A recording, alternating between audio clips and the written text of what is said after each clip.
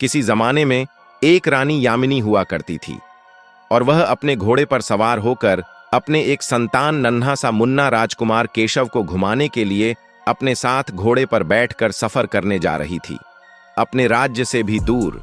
तभी उसे बीच में सफर करते करते रानी यामिनी के पुत्र केशव को बहुत जोरदार प्यास लगती है।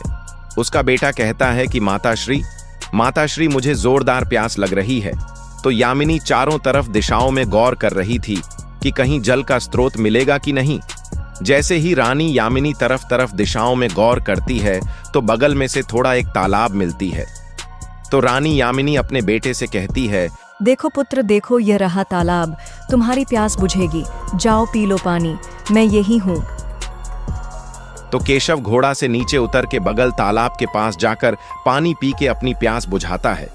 जैसे ही प्यास बुझाने के बाद एक तांत्रिक भैरव नाम का तांत्रिक यात्रा करते करते सामने आ जाता है और तांत्रिक भैरव बाबा की नजर रानी यामिनी के ऊपर पड़ जाती है। तांत्रिक बाबा उनकी सुंदरता देखे काफी चकित आकर्षित हो जाता है, घूरता है और बोलता है कि वाह सुंदरी वाह, कितना सुंदरी है ये रानी, अति सुंदर। काश मैं इस रानी यामिनी का अपना पति होता तो कितना भोग विलास पाता इनके राज्य का, एक सपना देखता है। और यह बात यामिनी के बेटे केशव सुन के बहुत ही क्रोध हो जाता है। कहता है कि खबरदार, अगर मेरी माँ के बारे में एक भी गलत शब्द, असभ्य शब्द का दोबारा प्रयोग किया तो तुम्हारी जुबान काट लूंगा। फिर भैरव बाबा बोलता है, वो तो तुम उस रानी के संतान हो। देखो बालक, अब तुम तो अभी बहुत ही नादान छोटे हो, तुम्हें शायद मेरी शक्तियों के बारे में कुछ अंदाजा पता ही नहीं है। मैं सीधा खुली चुनौती देता हूं कि एक दिन तेरे ही सामने तेरी ही माँ से मैं विवाह करके एक दिन दिखाऊंगा, और तू तो अब सिर्फ छोटा सा नन्हा सा बालक है, सिर्फ देखते ही रह जाएगा उस दिन, और तेरे ही सामने मैं तेरी माँ से विवाह करके दिखाऊंगा। यह मेरी खुली चुनौती है बालक। तो यह सुनकर राजकुमार केशव को और काफी क्रोध आता है। ना उसके पास ना कोई हथियार था, ना कोई तलवार। वार करके भगाने के लिए सिर्फ हाथ में पत्थर लिया और फेंका भैरव बाबा के ऊपर। लेकिन उस केशव के मन में बहुत क्रोध था, तो क्या करता, तो उसे भैरव बाबा पर पत्थर और मिट्टी सब फेंकता गया। राजकुमार केशव जैसे ही वह पत्थर फेंकता है भैरव बाबा के ऊपर, तो वह बाबा हंस हंस के भाग जाता है, गायब हो जाता है कि यही बोल के बहुत ही जिद में कह के कि देखो, तुम मेरे बारे में कुछ नहीं जानते हो नन्हा सा बालक, मैं तेरे ही सामने एक दिन तुम्हारी माँ से विवाह करके दिखाऊंगा।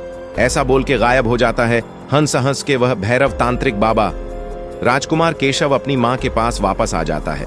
पानी पीने के बाद जब तांत्रिक भैरव बाबा और केशव के बीच जब बातचीत हो रहा था, तो तांत्रिक बाबा एकदम जादूगर जैसा मायावी भी था। तो क्या कर रहा था कि वह तांत्रिक भैरव बाबा अपना मायावी शक्तियों के द्वारा अदृश्य होकर उस राजकुमार केशव से बात कर रहा था। यही कारण था कि रानी यामिनी को तांत्रिक बाबा दिख ही नहीं रहा था। तो यामिनी को यह लगने लगा कि उसका बेटा केशव अपनी मन ही मन से अपने आप से बात करता होगा। यही कारण था कि यामिनी को कुछ फर्क नहीं पड़ा, शक भी नहीं हुआ। तो जैसे ही समय वक्त बीतता गया, धीरे धीरे दिन से लेकर शाम का वक्त हो गया था। तो रानी यामिनी ने फैसला किया था कि क्यों ना बहुत रात हो जाएगी, तो इसलिए क्यों ना अपनी राज्य की तरफ वापस जल्द लौटकर चलते हैं। अपनी राज्य की ओर लौटने लगी तो बीच में अचानक उसका पति या यजुवेंद्र आ जाता है। तो यहाँ रानी यामिनी को यहाँ संदेह से पूछती है, स्वामी जी, इतनी रात में आप अकेले इधर? तो पति यजुवेंद्र बोलता है कि हायन, यहाँ मैं अकेले इधर इसलिए आया हूँ क्योंकि तुम्हें भी अभी तक जल्द लौट जाना चाहिए था अपने राज्य में, अभी तक नहीं लौटी, इसीलिए तुम्हारी याद खोज में निकला हूं बाहर। इसीलिए मैं तुम्हें ढूंढते ढूंढते अकेले निकला, और जब तुम अकेले सफर कर सकती हो तो बच्चे को साथ में लिए, बिना सेना या बिना अंगरक्षक के, तो तुम्हारा पति क्यों नहीं? तो फिर उसके पति यजुवेंद्र बोलता है, अरे अकेले सावर करोगी अपने अपने बेटे के साथ, मुझे भी ले चलो ना। रानी यामिनी अपने पति यजुवेंद्र को घोड़े पर चढ़ाकर अपने पीठ पीछे बैठाती है। तो तीनों सवार कर रहे थे कुछ वक्त तक। तो राजा याजवेंद्र बोलता है कि अरे, तुम्हारे गले में मंगलसूत्र क्यों नहीं दिख रहा है, क्या मुझे भूल गई तो नहीं? ऐसा प्रश्न करता है। तो रानी यामिनी कहती है, नहीं नहीं, मैं भूली नहीं थी, अपना पुत्र केशव को घूमने के आज याद व्यस्त में भूल गई थी, अपनी राज्य से जल्दबाजी से सफर के लिए निकल रही थी, इसी वजह से भूल गई थी। लेकिन कोई बात नहीं, आप तो मेरे दिल में हमेशा सदा बसते हैं स्वामी जी। तो राजा यजुवेंद्र बोलता है, अच्छा मैं दिल में तभी सदा याद रहूंगा। अब तो मंगलसूत्र को तो पहन लो। तुम तो भले ही भूल गए, लेकिन मैं तो भूला नहीं हूं। मेरे पास तो तुम्हारा मंगलसूत्र मेरे पास पड़ा है, अभी तो पहन लो। तो रानी यामिनी बोलती है, अपना राज्य तक वापस पहुंचते ही इसे पहन लूंगी। तो राजा यजुवेंद्र उसका पति कहता है कि नहीं नहीं, अभी पहनना पड़ेगा, या चलो मैं ही पहना देता हूं। तो रानी यामिनी बोलती है, तो ठीक है, जैसी आपकी इच्छा स्वामी जी, आपकी इच्छा को कौन रोक सकता है। तो वो राजा यजुवेंद्र वह मंगलसूत्र अपनी पत्नी को पहना देता है, और इतना ही नहीं, और कहता है कि अरे मंगलसूत्र पहना दिया, लेकिन माथे पर सिंदूर भी नहीं दिख रहा है, इसे भी लगाना भूल गई थी क्या। तो रानी यामिनी बोलती है, हाँ स्वामी जी, मैं आज केशव को घुमाने के व्यस्त में इसे भी लगाने भूल गई थी। पति यजवेंद्र कहता है कि अरे चलो कोई बात नहीं, मेरे पास सिंदूर भी है, लगा देता हूं माथे पे। हल्के से लगा दिया तो फिर क्या होता। बीच में तभी उसका रानी यामिनी का बेटा राजकुमार केशव बोलता है, माता श्री, एक जरूरी बात आपको कहना भूल गया था। याद आ गया, आज एक कोई भैरव बाबा, कोई तांत्रिक था, आज मेरे पास आया था। जब मैं तालाब में पानी पीने गया था तो मेरे पास प्रकट होकर सामने आकर बोल रहा था कि देखो बच्चे, तुम्हारी माँ बहुत सुंदरी है। रानी यामिनी यह सुनकर हंसती है, बोलती है कि देखो पुत्र, कोई क्या कुछ भी मेरे बारे में कुछ भी बोले, हमें कोई हृदय पर नहीं लेना चाहिए। लोग यह बोलने के लिए कुछ भी बोलते रहते हैं। निंदा करने वाले की बातें आलोचना करने वालों की सुनना ही नहीं चाहिए, क्योंकि कुत्ते भौंकते ही रहते हैं। और रानी यामिनी हंस हंस के यह भी बोली, देखो पुत्र, वैसे भी तुम्हें अपने मन से या अपने आप से बात करने का काफी शौक है ना, तो तुम्हारे सामने कौन मेरी आलोचना करेगा। लेकिन उसका बेटा केशव बोलता है, नहीं माताश्री, मैं सच ही बोल रहा हूँ। उसने इतना ही नहीं बोला आपके खिलाफ, बल्कि और भी बहुत काफी गलत असभ्य शब्द बोला था उसे तांत्रिक बाबा ने। तो याजुवेंद्र बोलता है कि अपने बेटे से पूछता है कि उसकी इतनी हिम्मत, और क्या बोला था वह उसे भैरव तांत्रिक बाबा ने, और मुझे बताओ उसके बारे में और क्या जानते हो। तो राजकुमार केशव नाम बोलता है कि उसने सिर्फ इतना ही बोला था कि देखो बालक हो, तुम मेरे बारे में, मेरे शक्तियों के बारे में कुछ भी नहीं जानते हो। फिर बीच में बोलता है यजुवेंद्र, केशव की बातों को बीच में काटकर रोक के हंस हंस कर बोलता है कि और उसने यही बोला था ना कि तुम्हारे ही सामने तुम्हारी माँ से विवाह करके दिखाऊंगा, यह मेरी खुली चुनौती है। तो उसके बेटे केशव यह सुन के शक हो जाता है, पीछे मुड़कर देखता है संदेह के नजर से कि पिताजी को कैसे पता चला यह बात। और रानी यामिनी को भी इसलिए संदेह होता है क्योंकि जब वह यजुवेंद्र गले में मंगलसूत्र पहनाने और मांग में सिंदूर भरने के बाद यामिनी की कमर को दबा रहा था, इसलिए यामिनी को भी संदेह हो जाता है और बीच में रोक देती है सफर और सीधा पूछताछ करने लग जाती है, सच सच बताओ कौन हो तुम। तो उसका पति कुछ नहीं बोलता है, हंसने लगता है। तो वह जैसे ही रानी यामिनी पूछताछ करने लग गई थी, तलवार निकाल के, लेकिन क्या फायदा। रानी यामिनी को बहुत ही देर में बाद में संदेह होने लगा, लेकिन क्या फायदा।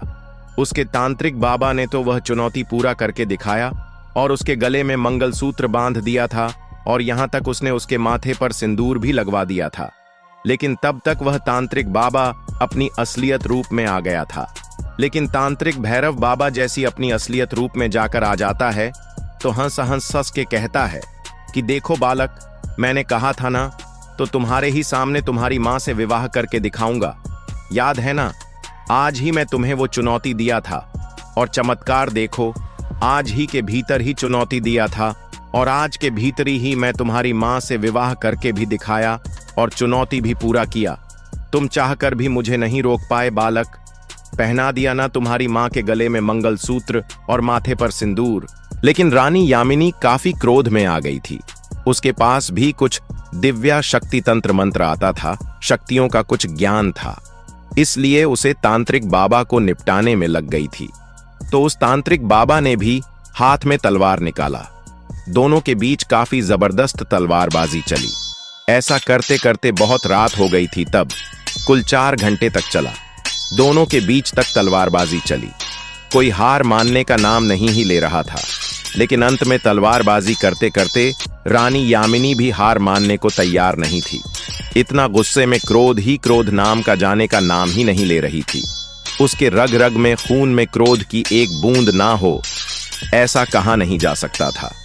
अंत में तांत्रिक बाबा के हाथ में तलवार छूट ही जाता है और अपनी हाथ में नया शक्तियों शास्त्र लाना चाहता था तांत्रिक बाबा। तभी मौका पाते ही रानी यामिनी ने उसके दोनों हाथ को यामिनी काट देती है कि यह बोलकर, दुष्ट पापी, जिस हाथ से तुमने मुझे मंगलसूत्र बांधा उसी हाथ को मैं तुम्हारी दोनों हाथों को काट रही हूं। और उसका सर धड़ से अलग कर देती है और उसकी तांत्रिक बाबा की सर को रानी यामिनी ने काफी दूर घुमा के फेंकी थी। अपने हाथ से तेज घुमा के काफी दूर, बहुत तेज जोरदार घुमा के इतना दूर फेंकी थी जैसे कि अंतरिक्ष से बाहर फेंका गया हो। ये सब रानी यामिनी का बेटा केशव देखता है तो केशव काफी घबरा के बेहोश हो जाता है। इनकी तलवारबाजी 4 घंटे तक देख के चक्कर आके बेहोश हो जाता है। रानी यामिनी अपने बेटे को जगाने में लगती है लेकिन नहीं जागता है। फिर अपने गोद में सुलाकर अपने राज्य तक पहुंच जाती है। रानी यामिनी अपने बेटे को अलग कमरे में लेकर सुलाती है, वैद्य को बुलाकर चिकित्सा करवाती है। तो कुछ वक्त के बाद केशव मूर्छित से बाहर आता है तो राजकुमार केशव से एक वचन मांगती है रानी यामिनी। तो राजकुमार केशव बोलता है कि माताश्री कैसा वचन? तो रानी यामिनी बोलती है, तुम्हें याद है ना आज क्या घटना घटा हमारे साथ? काफी अनहोनी बड़ा घटना हुआ था। ऐसा तो जानबूझकर तो नहीं कि मेरी तरफ से, लेकिन एक अनहोनी हादसा है, इसे समझकर भूल जाना। और बेटा, मुझे हमेशा हमेशा के लिए वचन देना कि आज के बाद ये बात गोपनीय रहेगी, हम दोनों के सिवा। ये बात कहीं राज्य तक, कहीं बाहर तक नहीं फैलनी चाहिए। तो केशव वचन देता है कि माताश्री आप बिल्कुल चिंतित मत होइएगा है। मैं आपको वचन देता हूं कि मैं आपकी आत्मसम्मान की रक्षा करूंगा, मरते दम तक यह मेरा वचन है।